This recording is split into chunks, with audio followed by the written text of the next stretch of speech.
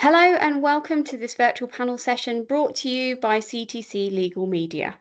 Today we will be discussing the next generation of IP talent and the challenges and opportunities they and recruiters are facing. Deep diving into the implications of evolving AI, the importance of diversity, equity and inclusion, and what it takes to succeed in the IP world of 2026 and beyond. Joining me today are four fantastic experts from across the trademark and patent sides of the industry. So let's start with quick introductions, names, and how did you end up in IP? Debbie, do you mind if we start with you? No, I'm happy to go ahead. My name's Debbie Slater. I'm a patent attorney. I started my career in 1983, so I've been around quite a long time. Started off as an EPO examiner. I'm an examiner at the European Patent Office. Trained as a patent attorney, worked in-house and in private practice, and currently I'm a consultant and chair of the CIPA Education Committee as well. Fantastic. Thank you very much. William? Hello, my name's William Morell, and I work at the Intellectual Property Office. I work in the examination area. I've worked in the office for about 27 years now. I got here, it wasn't by design, it was more by chance that I found myself in South Wales, and I've been here ever since. And at university I studied Spanish, and I was just looking for an interesting place to work, and I joined the patent office as it was then, and now I've currently worked my way up the scale, and I've got into the senior management team in Trademark's exam. That sounds like a fantastic journey. I need to find out how you went from Spanish to IP at some point. Thank you very much. Penny? Hi, I'm Penny Wheeler. I'm currently an examiner with the patents area. I got into it 3 or 4 years ago now, when I took part in a STEM returner program. So I'd been a science teacher, and then I had my children, so I took some time off. And then towards the end of the pandemic, I was looking to change my career and still use my science degree. And I joined on the STEM returner program and then became a permanent patent examiner. Brilliant. Thank you. And Fee? Hi everyone, I'm Fee Richardson. I'm a UK Chartered Trademark Attorney and Senior Associate at Winston Taylor. I'm also the co-lead of the IP Futures Committee, and we're an IP inclusive community for those in their first 1 to 10 years in the profession. And we organise networking events and inclusivity sessions. And I got into IP by chance, really. I was working in an admin role at an IP firm, and I started learning more about IP, in particular trademarks. It's just such a relatable area of law, and now I get to work with brands that I know and love, and a large part of it is networking and sharing ideas and problem solving, which I really love. So that's me. Brilliant. Thank you so much. Well, so that's everyone. We'll jump straight into our first topic, which is the sort of evolving regulatory and entry landscape. Obviously very important to people who are looking to start in the industry. Maybe they've been at university looking into it, or like quite a lot of people, they've been doing something completely different and fallen down the rabbit hole that is IP.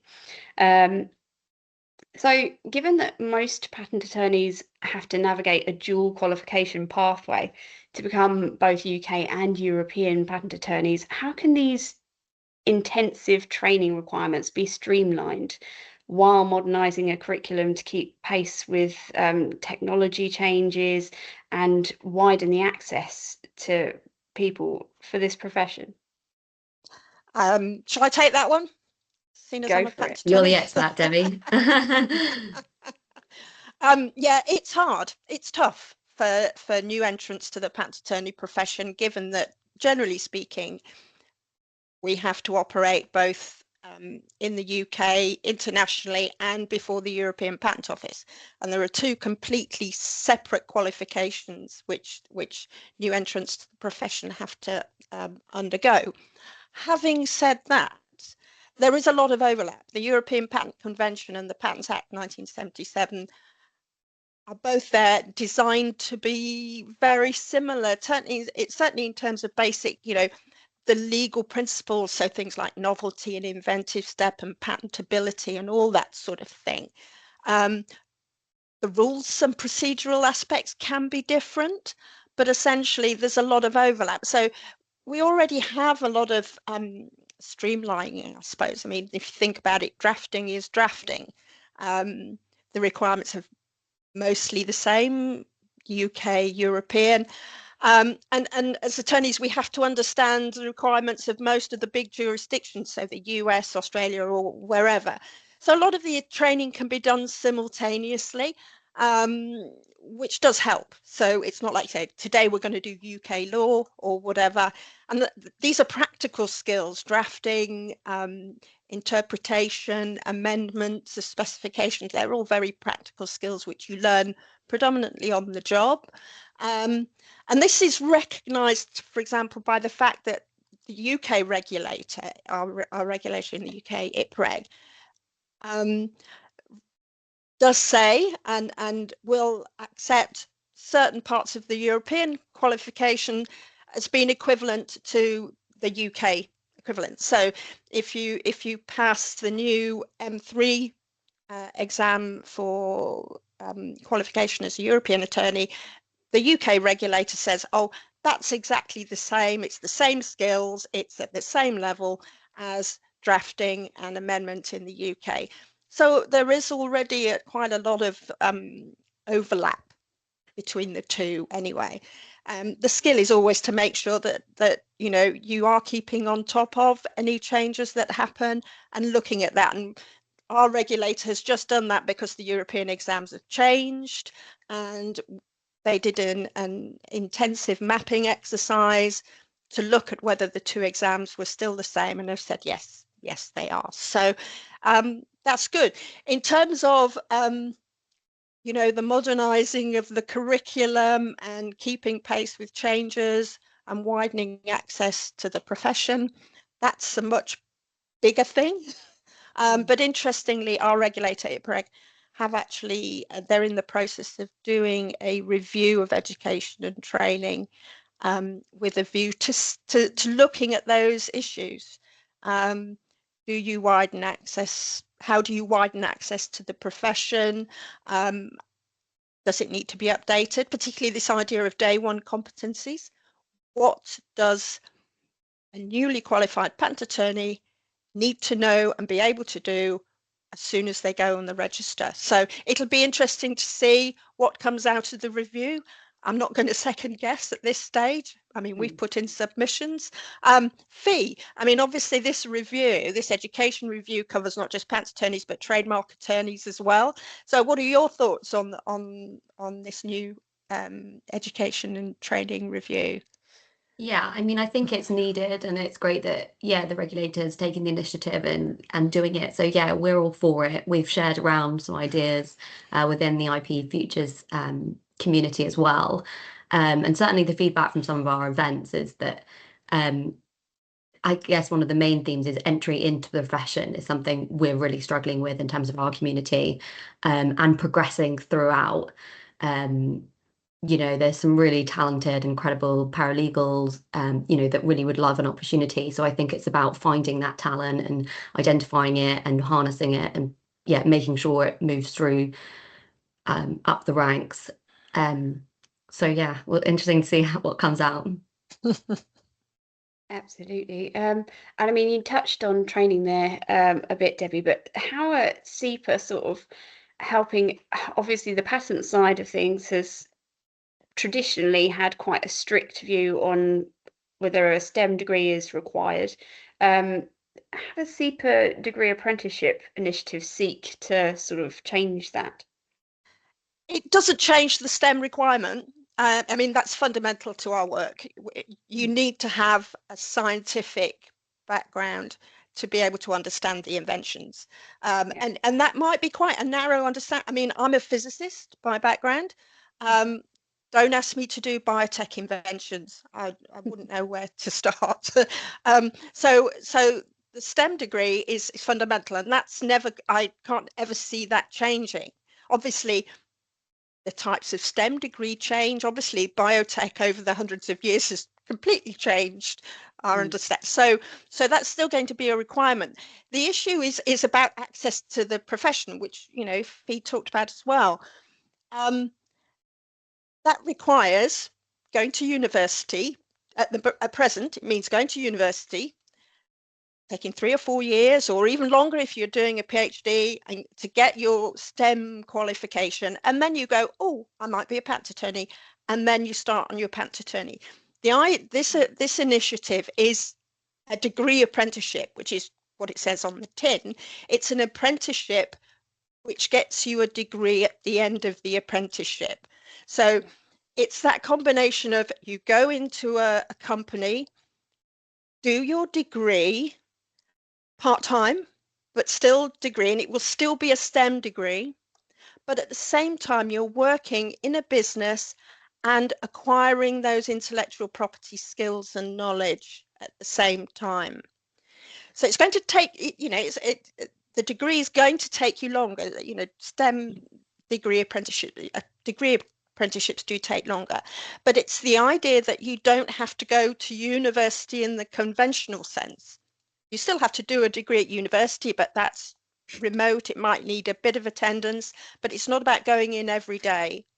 And at the same time, you are learning those IP skills. So that's, in broadly speaking, how it will work. The initial one will be probably, we're looking at computer science degree to start off with. So whoever does these degree apprenticeships will start off, they will study and get a degree in computer science, but all the time they're studying for that degree, they will be learning some core fundamental IP principles. So when they come out at the end of that apprenticeship, they will have a title. We're thinking probably patent scientist or patent engineer. So they won't be called patent attorney because they're not qualified as a patent attorney yet.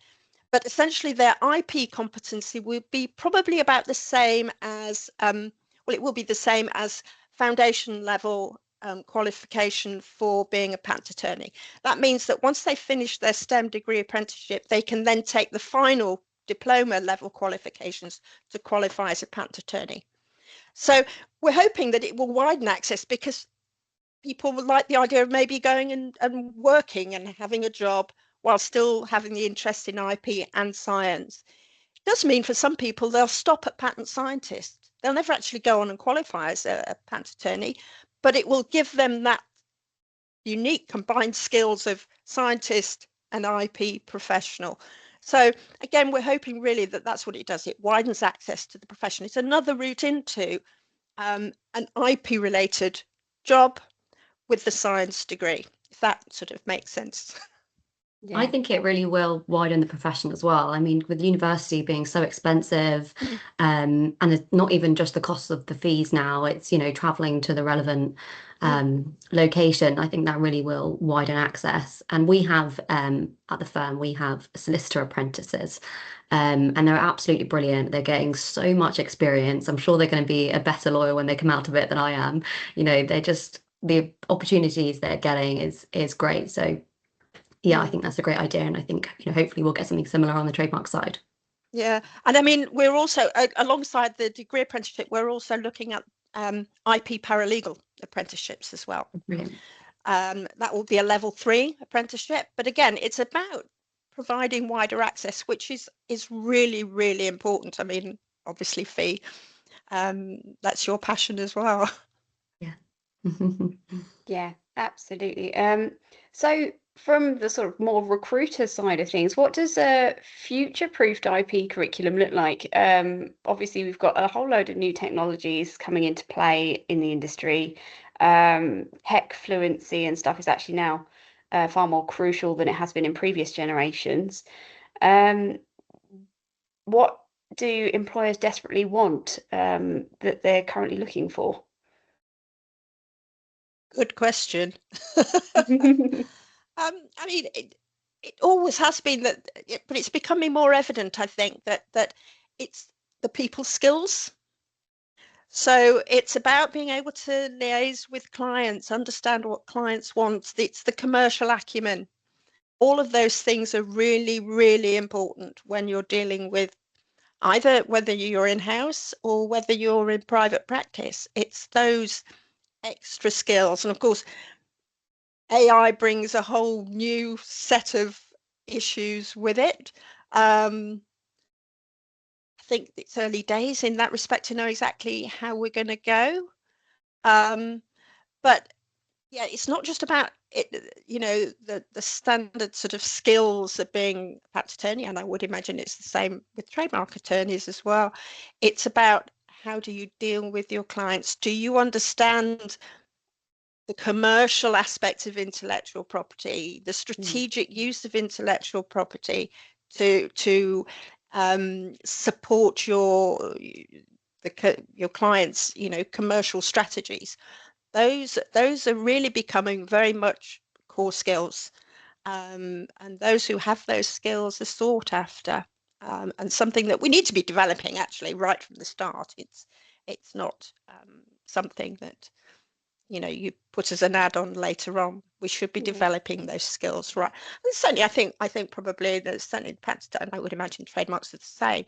You know, trainees are expected to be able to sit in and actually take, you know, client meetings, new client meetings, for example, those sorts of things, because it's a people's person, it's a person job, not just sitting there. It's not just sitting there at a desk and you know, tackling loads of responses to the IPO, although those are very important.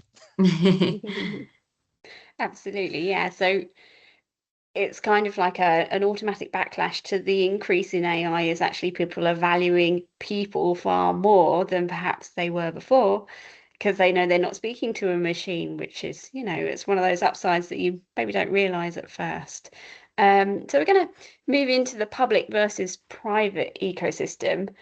And I'll ask you, William, the UK IPO famously doesn't require specific academic qualifications for entry-level trademark examiners, opting instead for a more in-house applicant assessment test. How has this altered the demographic of applicants, and what specific traits does this test look for that a university degree might miss? Well, it's a really interesting question. First of all, I'll say that the test itself there's a written test, but that's not the only part of the whole application process. We use the success profiles, civil service success profiles. So the applicants have to provide us with a 500-word personal statement and then give us a couple of examples. We have a couple of examples of what we call behaviours. Now, behaviours are basically activities that you do, which demonstrate that you've got, you know, the skills to perform well in the job. So those that are successful at that SIF, they are then interviewed. The ones that are successful in the interview stage, they then have a written test, and the written test is basically kind of hypothetical situations that we got situational judgment. We give them a couple of a scenario with some sort of options, and they have to analyze them and make a recommendation. This really is just to test your ability, I guess, to make those kind of multifactorial assessments that you have to do in this job. In terms of, we've reintroduced the written test. For a little while we didn't have it, but we felt actually that although it really does open up to everybody the way that we do recruit by not having these academic requirements, you still need to have very good written communication skills. And I'd say, like Debbie too, we're not just looking for people that are good in law. You have to be great at customer service skills. There's an awful lot of interaction with the public. It's one of the things that they really value about the IPO is that our names and our telephone numbers are on our letters and they're able to speak to us. So you need to have a good bedside manner as well, I would say, when you're dealing with people, especially in particular unrepresented applicants. We have a lot of them. The profession tend to know very much what they're doing. the private applicants, not so much. But the demographic is quite interesting. We have people from all sorts of backgrounds. Quite a lot of teachers here, former teachers who have came into the into the profession. People who were managers in retail. Have a few of them. When I start speaking to my staff, I'm amazed by the variety of degrees that we have here as well. People with degrees, for example. From English literature, we have biochemist working as a trademark examiner too. So I think, you know, the way that we've done it is it's open to everybody, but you will need to have a demonstrate, you know, good interpersonal skills and good communication skills in order to be successful here. Absolutely. Yeah, that sounds fairly straightforward. Like quite a lot of jobs kind of need that personal touch, but maybe don't necessarily put enough of an emphasis on it at the hiring stage. So here's a question for William and Penny. By recruiting locally but moving to a more remote digital tribunal system, how does the UKIPO maintain a high quality continuous training without the traditional sort of office learning environment?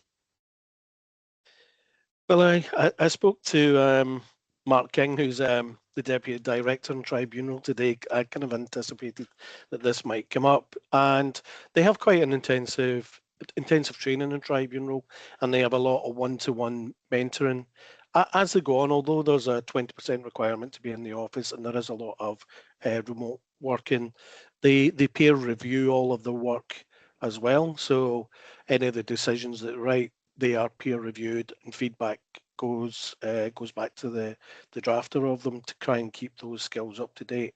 Once a month as well, they meet to have they talk about the appeals that they've had, and they discuss them as well as a group. So that keeps people up to date there and keeps their skills up to date as well. It's interesting that you mentioned the tribunal. They do have a requirement. You need to have a law degree in order to to go directly into the tribunal the tribunal area, to become like an inter partes hearing officer. In fact, if I might use this platform, if you keep your eye out in civil service jobs, there may be a few posts coming up in the very near future. People will be glad to hear that. So yeah, it depends which department you go into. As I say, I think with patents, obviously there's the requirement for the STEM degree. Tribunal, you need to have a law degree. But trademark examination, you don't. But it is a gateway into the office where you can move around into other departments, move into policy, for example, legal section, over to tribunal. And having a law degree certainly would help you moving into those areas. I'll pass over to Penny because I haven't fogged it, but Yeah, it's funny. I actually spoke to the Hearings and Tribunal Department recently because they are going to be advertising, and there's a lot of lateral movement throughout the different departments in the IPO. So people will move from, say, patent examining to tribunals and hearings for trademarks. And because the training is, it's really, really effective. So they have 2 mentors the whole time. They will have those mentors for 6 months to a year, and there's so much sort of discussion with their peers and talking.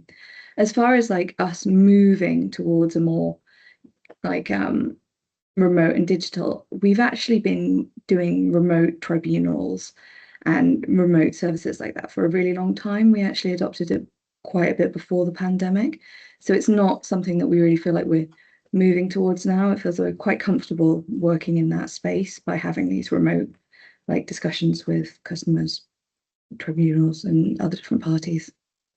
Right. Okay, that's interesting. So you guys were kind of ahead of the curve when that hit, so it wasn't too much of a shock when lockdown happened. no, Yeah, a lot of people we were had already a lot of remote. onlookers. Yeah. Yeah. Yeah, we had quite a lot of home workers, and there was some flexibility to work from home as well. Yeah. Brilliant, which means so much to people nowadays, especially.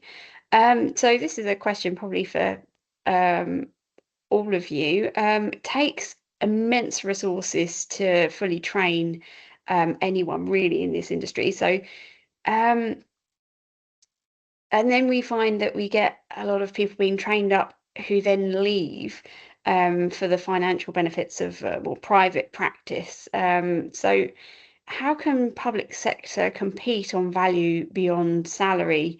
And how do we solve this talent drain?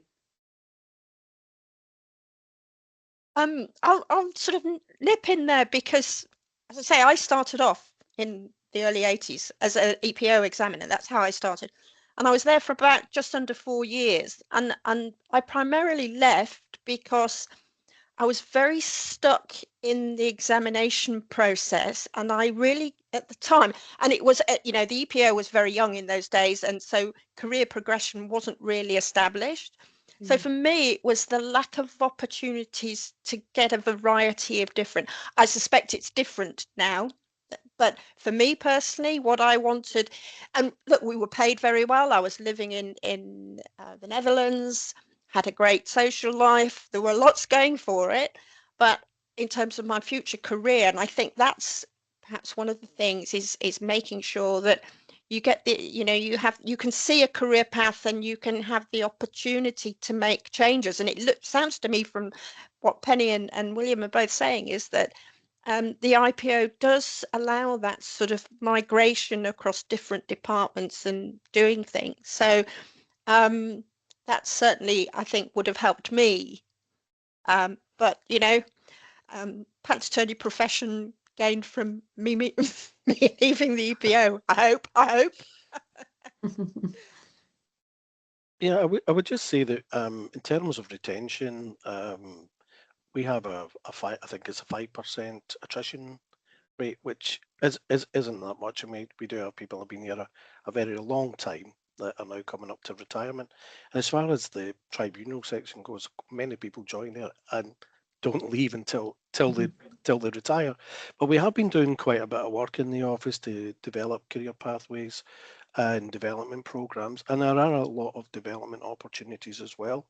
And you can go, across to other teams and outside your own department. So we have been definitely doing that.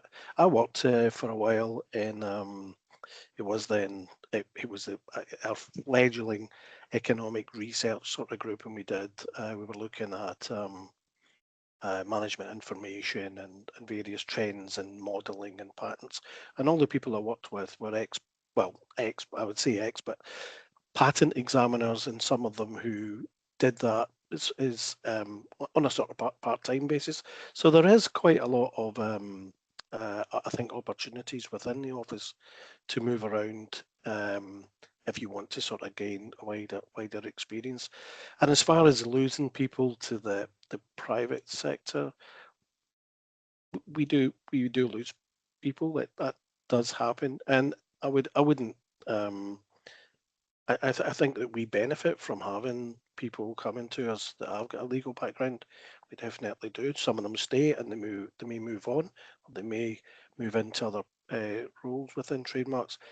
But I think they benefit from it, and when they go back to the private sector, I'm sure they bring benefits there. So I think mutually it can be beneficial for both parties.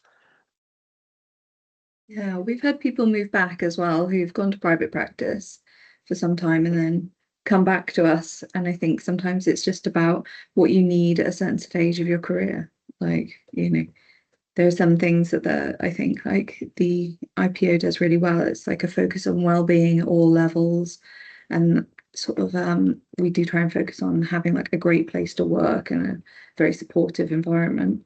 But it might be that there are times in your career when other things are higher priorities, and private practice might suit more then. Absolutely. And something you guys have mentioned already, it is sort of generally about the way that people connect in the industry, and you may have left one place, but you keep hold of your connections and you sort of build up this network of friends and things, and then you can move around, it seems fairly fluidly. But we'll move on to community networking and social mobility now. Fee, can you outline the core mission of the IP Futures community for us, and specifically how it's filling the gap for the early to mid career professionals who might feel slightly isolated by hybrid working or not? Yeah, absolutely.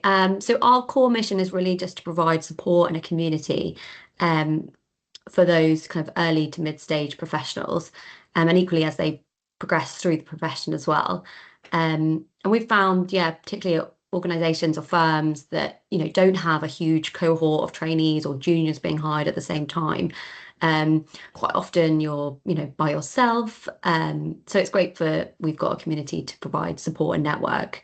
And quite often we've found we do various like career panel discussions and then networking evenings afterwards. And one of the key things that comes out of those discussions is people often come to IP from education, not always, but quite often it's from education. That's actually a really steep learning curve as you enter the profession. It can be a really critical environment. Particularly if you've been, had huge, academic success, it can be a bit of a shock to the system sometimes, because you really do have to train on the job. So it's great to have a community where, we can lean on each other and share experiences, and really have that network, which is really important, particularly in the first, 10 years in the profession. Absolutely. And you mentioned, so like events and things, and networking is kind of key in this industry. People do quite like meeting up and having a coffee and that side of things, like conferences and whatever. But in such an industry, how do you design modern inclusive events for a generation that, aren't part of the in crowd yet? Yes. I mean, as with all IP inclusive events, IP Futures events are all free. We try to make them as accessible as possible. We think about the times of the day would be easiest for, a junior member of the team to kind of leave the office and come join us. We advertise widely as possible on LinkedIn. I'm constantly emailing people being like, oh, I think, can you please share this round? We really want, to get a wider audience. So, I just thinking it's about, providing the platform, and hopefully people will come and take the opportunity. I think it's really, if I think back to how I was back in the mid-80s, starting out as a IP manager and then as a patent attorney, the networking now is much more inclusive. I feel that's my sort of impression. I go to these networking events and people from all different, I mean, we're all in the IP profession, but coming from different backgrounds. I mean, we still have a long way to go sometimes in being even more inclusive and whatever, but from the networking perspective, I don't walk into a network. I mean, I know I'm older and, I've probably got a bit more experience under my belt, but I don't walk into a networking event these days and think,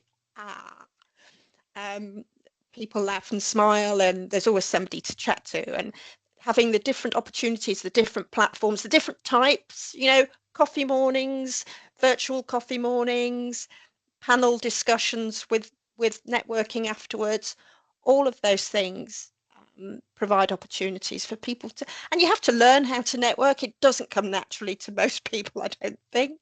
But having, hats off to IP Inclusive. They've done a lot of work on this.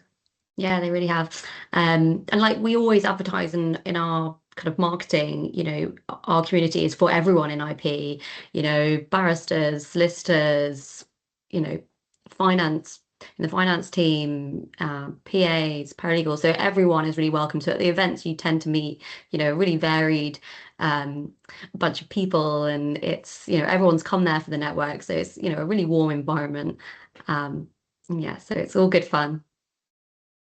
Brilliant. Thanks, Fee. And Debbie, I know you touched on this earlier with the sort of degree apprenticeship here, but standard short-term internships don't tend to favour those who can afford to work for free, or they have family connections. So how do we build wider paid and structurally inclusive internship frameworks across both patent and trademark sides to genuinely move the needle on diversity? Yeah, I had to think about this because in my experience, and certainly having looked, most of the internships that the patent attorney profession offer are actually paid. They are very much short term, anything from 2 to sort of 10 weeks, often in the summer months. And there to give people an opportunity. So, this sort of idea that internships are a form of exploitation, which, look, I know does happen.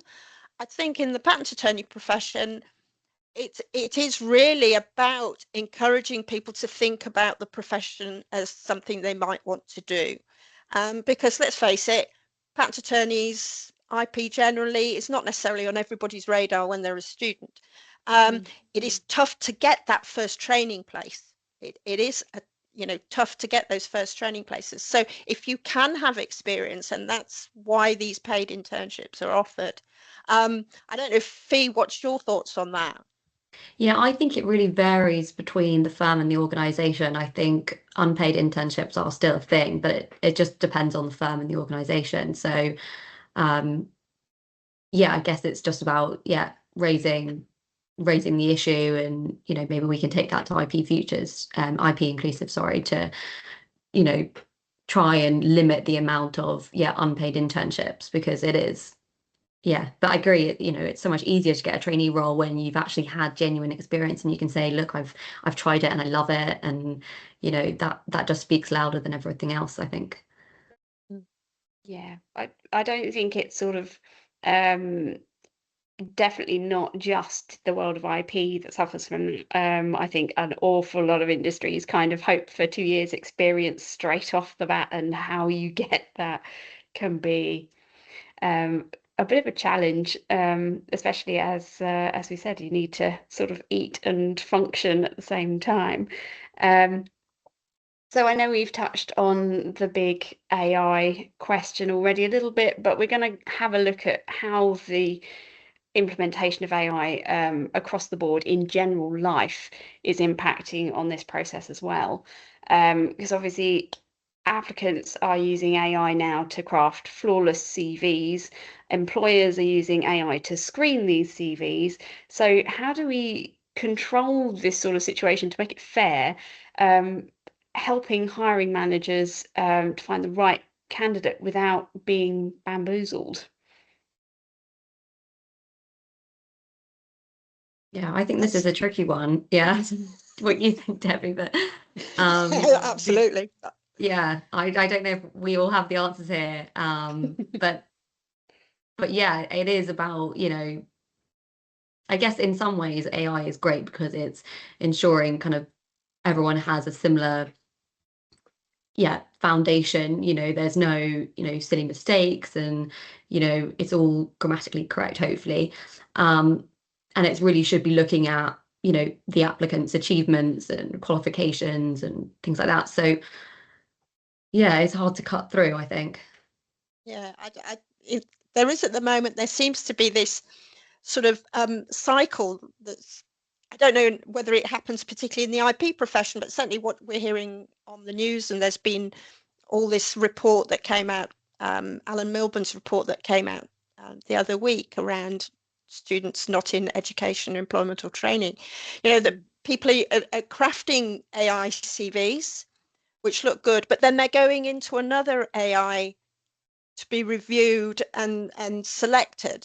So it's that there's no in those cases, where's the human person involved in that? And that sounds very depressing to me, because there are people who are applying for lots of jobs and getting nowhere.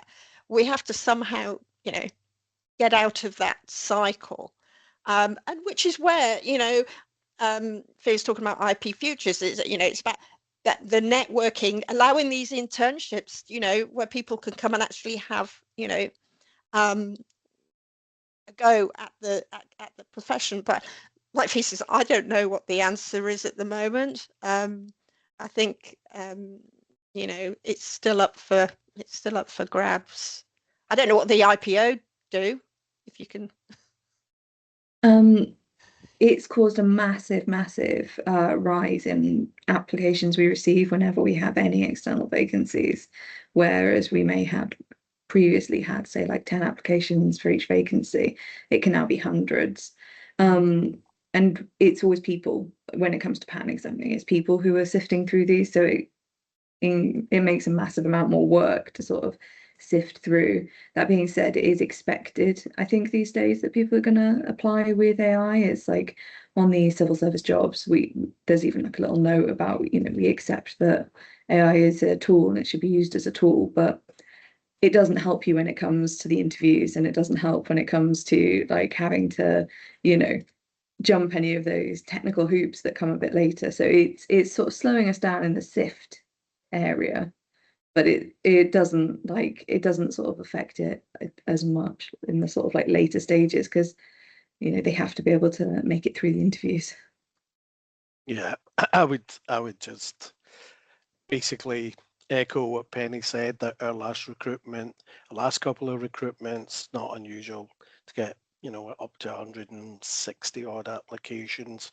It is quite tempting to use AI, but we don't. We read through them. I mean, on the advert itself, like Penny said, there's guidance about what you can use AI for in your application and how you can use it throughout the whole process.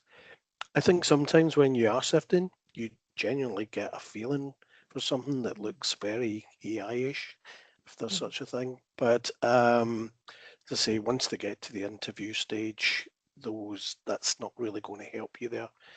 And I think that would sift the people out who weren't using it the way that we have asked them to do. Yeah. Brilliant. Yeah, there is definitely a fingerprint on AI, I would say, at the moment, which is quite helpful, I would guess, for certain things.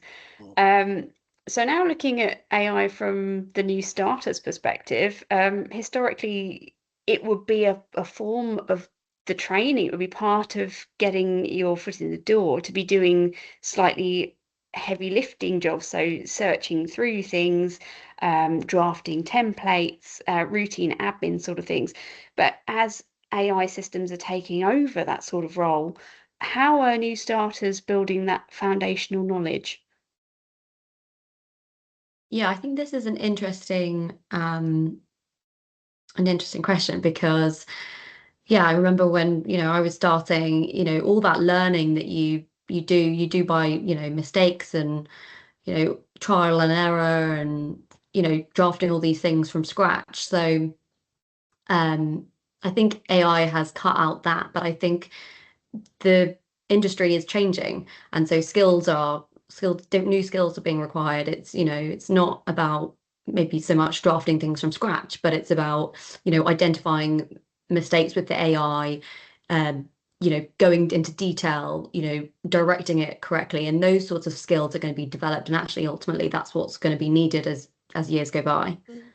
Absolutely. I remember when I was right in the early days of my career, I worked for Nokia mobile phones, and one of my first jobs was to review patent specifications that had been translated from the Finnish and were getting ready to be filed at the UKIPO. And one of my jobs was to review the translation and look at, you know, did the claims make sense? Did the actual description make sense? And that's sort of similar to the sort of thing that Fee's talking about, you know. So there's an output, but you wouldn't, certainly at this stage, you wouldn't just send that out, I would hope. So you still have to, you know, trainee's job would be to review the outputs and do they make sense? Check everything. So if there's reference to some case law, go away and check that case law actually exists, for example, you know. And also the new skills, that Fee's talking about. So prompting, learning how to prompt an AI to get outputs that are useful. That's not a skill that we've had before. The young ones who are coming through, who are using AI probably more than I am, those are the skills that they will come with and develop, and that's a new skill, but it's going to be a requirement. How do you properly prompt an LLM to come up with an output that's useful? So I think some of the, you'll just find other ways of learning the skills that are needed, and those may change. Absolutely, yes. It's taking the attitude that it's AI is a tool, it's not a replacement for the situation at all, just how to use it properly. Would you agree with that, William? Yeah, we've actually got a group of, we've got 13 new trademark examiners, and I think about 4-5 designs examiners joined us. They're getting near the end of the training. One of the first things we said to them was, in the first few weeks, you won't be using AI. You're going to get the fundamentals nailed down before we start to use the AI. And I think we've done quite a bit of work. We've had, it's really been promoted by central government that we use it. You can understand why, they can see benefits to it. But we've been very careful with it as well, and putting a lot of emphasis on the prompts. That you're right, you draft them, understanding that you shouldn't take it back as being the truth, and that you should still be, kind of cautious a little bit with it, do your own research too. So yeah, I think this is kind of early days for us a little bit with it, and I'm sure we'll get better as we go along. But yeah, I would say that it's not going to, well, at the moment, replace us, but we should just see it as a tool that augments what we do already. Yeah, that seems like the most sensible approach, absolutely. But I mean, as we all know, since AI exists, now the next sort of generation of people coming into the industry are going to be AI literate, and that's only going to sort of increase as long as AI is around.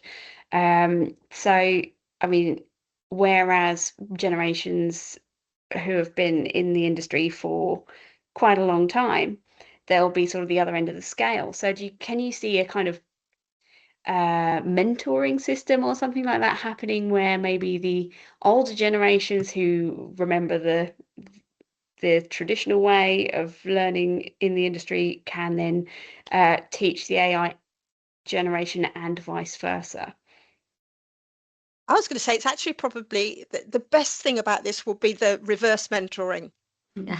And I know a lot of people do say, who are, a bit old in the tooth like me, the nice thing is to have somebody who's, been in the, brings a fresh perspective to stuff, and use that reverse mentoring where you're being mentored by the younger person. So it's sort of a two-way street.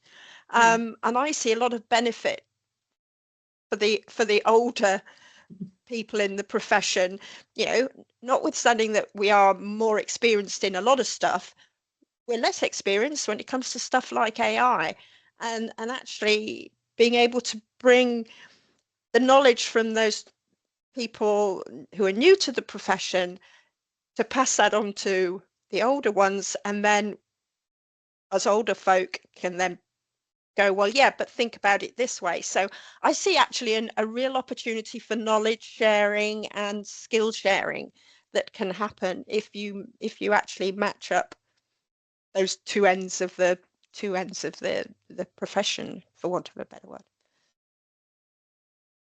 Absolutely. Fee, would IP inclusive, are you guys looking into anything along these lines? No, but I think it's not on the IP future side, but I mean, I think that's an interesting idea, and I agree that the folks that are coming into the profession that have been using AI throughout their degrees, have a far better grasp of it than those of us that have been in the profession for longer. And there can be learnings both sides. So yeah, I think in terms of AI usage within private practice, I think it really, really depends within the firm. what AI systems they use, how much of it is permitted. So I think that's kind of on a firm by firm basis. Absolutely.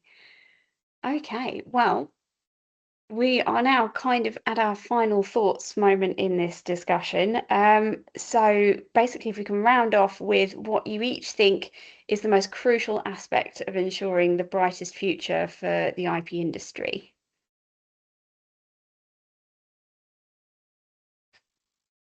I think It's a big carry on doing. question. Well, where do you start? I think it's about it's about continuously evolving, making the profession welcoming, providing opportunities, and let's face it, it does, but really reacting and making sure that we can provide a profession that challenges people and gives them opportunities and is flexible.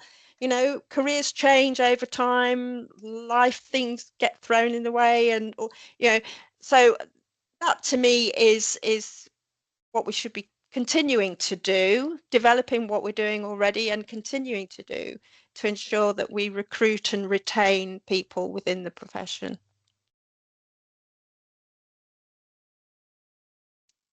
William, did you want to go next?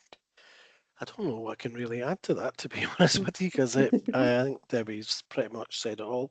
I mean, as far as from our side in the public sector, it is building upon what we've already done and the things we do well. Penny talked about the IPO being a great place to work. I think that's very true. Our people surveys tell us that people enjoy being here, and we don't lose too many when they come in, and many people find rewarding careers. And I think it's doing that for us. It's about building, I think, career pathways within it that we can, attract the people we need to help us go forward, and so that they can have fulfilling careers within the civil service. And of course, we need to adapt and evolve with AI as well. Yeah, absolutely. Penny, anything to add? Yeah, I think like it's just always important for like us and like really the whole IP sector to raise awareness of itself. It feels like quite sometimes like a niche area of, law or, the civil service, and a lot of people don't really know that we're here, that we exist, or what we do. So it's always like good. So it's always good for the IPO to get out, like, get out to the public, like what we actually do, what we can do. Because we cover all areas of intellectual property. It's quite a large like scope, but we're quite overlooked as like a civil service department, I think. And I suppose it's the similar side for, the attorney side. It's just like it's overlooked as an area of law compared to, some of the bigger, more corporate areas. But it's still like it always seems to me that intellectual property is like really interesting, and because it's always constantly changing and growing, so it's just nice to try and like raise that awareness with like a wider audience. Yeah, absolutely. And finally, Fee. I think probably everything everyone's discussed so far, but also, yeah, just building on what, IP Inclusive have achieved, just making sure we're really building a, inclusive and supportive environment within the industry. And also just, I went to a conference recently and everyone was saying the legal industry has changed so much in the last kind of 2 years, more than it has in the last 20. So we're just making sure, we're keeping up with those changes, we're open to changes, and, we're doing it, safely and considerately. That's it for me. Absolutely. Well, thank you very much for taking the time today, guys, to have this discussion. I'm hoping there are some potential new recruits who will be watching this who will be inspired to join the industry after hearing you speak. So thank you very much. Thank you. Thank you. Cheers. Thank you.